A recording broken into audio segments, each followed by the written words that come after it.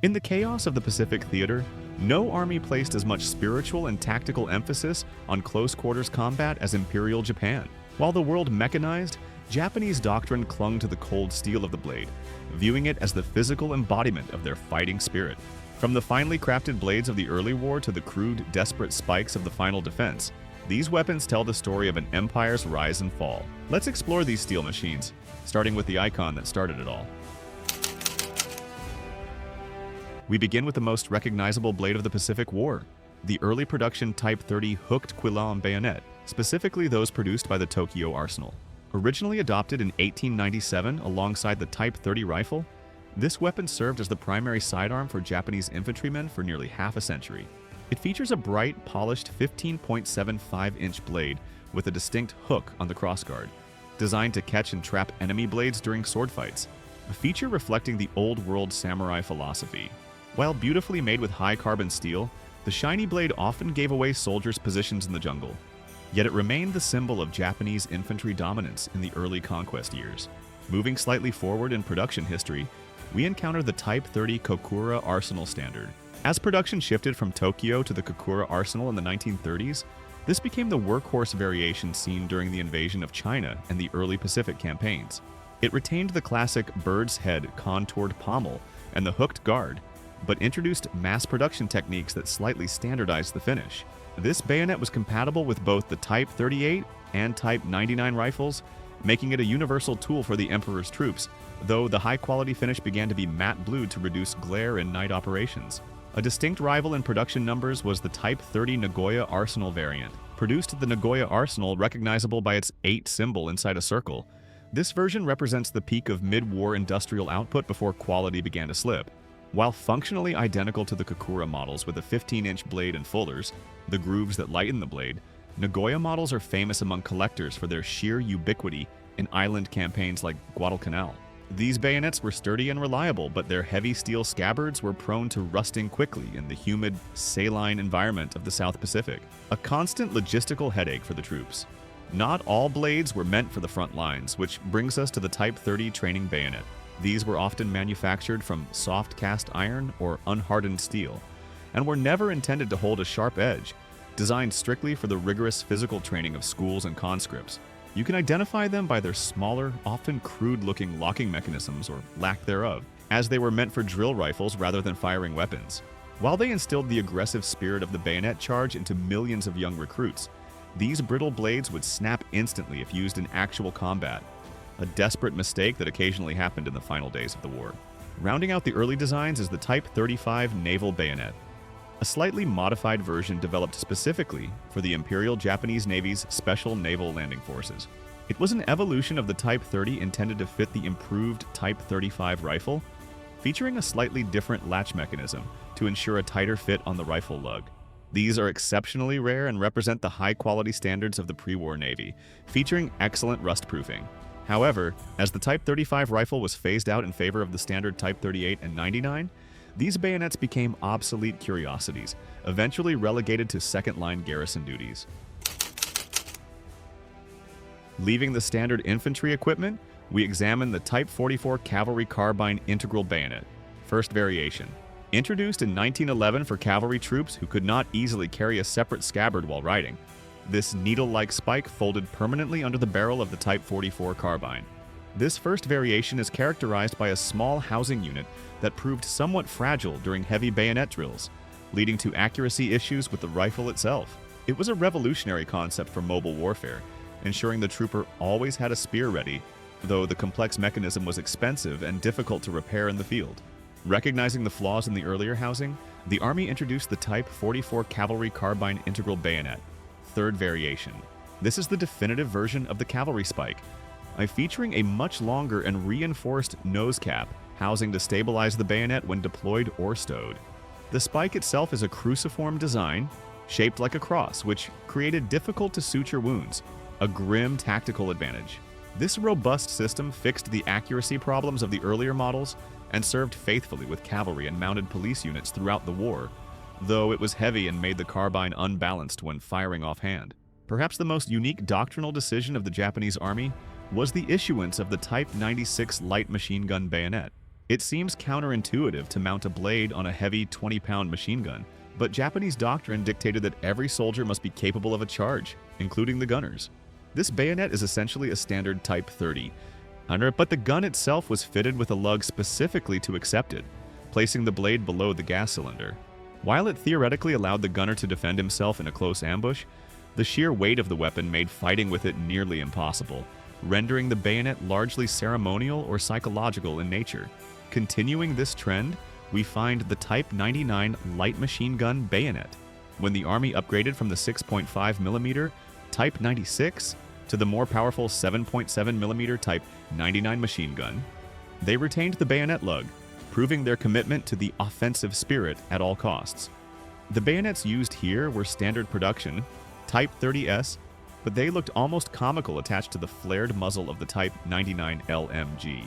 In practice, these were almost never used for their intended purpose, as machine gunners would typically discard the heavy gun and use pistols or grenades if the enemy got that close, making the bayonet lug an artifact of rigid tradition. Even the submachine guns were not exempt, as seen with the Type 100 submachine gun bayonet. The Type 100 was Japan's only mass-produced submachine gun, and despite being a close-quarters automatic weapon, designers added a lug under the barrel to accept the standard Type 30 blade. This effectively turned the SMG into a short spear, which was somewhat redundant given the weapon's rapid-fire capability. However, in the dense jungles where ammunition resupply was uncertain, the ability to transition to cold steel without reloading provided a psychological safety net for paratroopers and shock troops using this rare weapon. As the war turned against Japan and strategic resources dwindled, the famous hooked guard disappeared, leading to the Type 30 straight Quillon variation.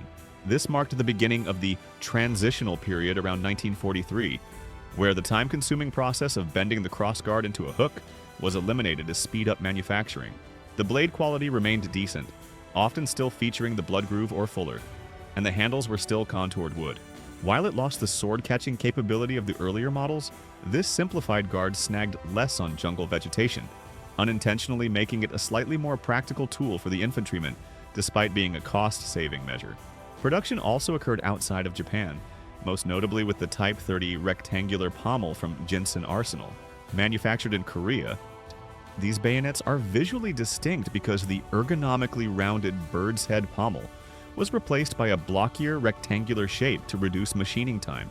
The fit and finish on these Korean-made blades were noticeably rougher than their mainland counterparts, with visible tool marks and darker, coarser wood grips. They represent the empire's reliance on colonial industry, yet they remained lethal and sturdy weapons that saw extensive service in the China-Burma-India theater. Further north in Manchuria, the Type 30 Mukden Arsenal variant was produced to supply the Kwantung Army. These bayonets are identifiable by the distinct Mukden Arsenal stamp and often feature slightly different steel compositions due to the local iron ore sources. They generally followed the transitional pattern with straight quillons and rounded pommels, maintaining a surprising level of quality compared to late-war domestic production. However, as the Soviets invaded Manchuria in 1945, thousands of these were captured and disappeared into history, making them a unique marker of the Northern Front.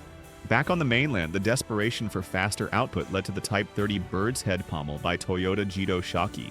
Produced by the company that would eventually become Toyota, this variation is a fascinating mix of simplified features, utilizing a straight crossguard but retaining the older-style rounded pommel. The blades began to lack the fuller groove, appearing flat and slab-sided, which reduced the structural rigidity but slashed production time significantly. These were among the first emergency types issued to reinforcements being sent to defense lines like Iwo Jima, yet bridging the gap between standard weapons and last-ditch scraps. The resource shortages affected not just the steel but the accessories, introducing the Type 30 rubberized canvas scabbard variant. As leather and steel became critically scarce, the Army replaced the traditional metal scabbards with ones made of rubberized canvas or even vulcanized fiber. These scabbards were flexible, prone to rotting in the jungle heat, and offered little protection for the blade itself, often causing the bayonet to rust while sheathed. They are a poignant symbol of the logistical collapse of the Japanese military, where even basic materials like sheet metal could no longer be spared for infantry gear. In the final year of the war, all pretense of craftsmanship vanished, resulting in the Type 30 pole bayonet. Often called the last-ditch model, This weapon featured a crude, unfullered blade that was often unblued and left in the white, making it prone to instant corrosion. The handle was no longer contoured to the human hand, but was a simple cylindrical block of wood, resembling a pole, designed solely to be gripped as a spear when attached to the rifle. These weapons were poorly balanced and uncomfortable, reflecting a military doctrine that had shifted from winning battles to simply inflicting casualties before the inevitable end. A variation of this crude theme is the Type 30 square pommel rough finish. Produced by smaller subcontractors, these bayonets abandoned all ergonomic design, featuring a blocky, square pommel that dug into the user's hand if used as a handheld knife. The crossguard was a simple rectangular bar of steel, and the locking mechanism was often faulty, requiring hand fitting to get it onto a rifle. These were weapons of total desperation, issued to the untrained civilians and old men of the Volunteer Fighting Corps in anticipation of the Allied invasion of the home islands. The material shortages reached their peak with the Type 30 wooden scabbard last ditch. With rubber and canvas exhausted, the final run of bayonets was issued in simple, two-piece wooden scabbards held together with twine or wire. These wooden sheaths were bulky, fragile, and retained moisture, destroying the blades inside within weeks of issuance. They represent the complete industrial exhaustion of Japan, where the once proud samurai heritage was reduced to carrying a rusted spike in a block of bamboo-like wood. Moving beyond industrial production entirely, we must acknowledge the bamboo spear. In 1945, the Japanese government issued guidelines for civilians to sharpen bamboo poles, fire-harden the tips, and train to charge invading Americans. While not a bayonet in the mechanical sense, it filled the exact same doctrinal role for the civilian militia, adhering to the philosophy that spirit could overcome technology. Millions were prepared, but thankfully the war ended before these primitive implements were used in a mass suicide charge against modern automatic weapons. Finally, we look at the repurposed captured Chinese Mauser bayonets. Throughout the war in China, Japan captured vast stocks of Chinese equipment and, rather than melting them down, modified them to fit Japanese Type 38 and 99 rifles. These involved milling out the muzzle ring to fit the larger Arisaka barrel and restamping them with Japanese arsenal marks. These hybrids are a testament to the scavenger nature of the Japanese supply lines, utilizing the enemy's own steel to prolong the fight when domestic production could no longer keep up with the attrition rate. From the polished, hooked blades of the Tokyo arsenal to the crude, unpolished spikes of the final days, the evolution of the Japanese bayonet perfectly mirrors the trajectory of the empire itself. It started with a commitment to quality and tradition, but ended in a desperate struggle for survival, stripped of everything but the will to fight.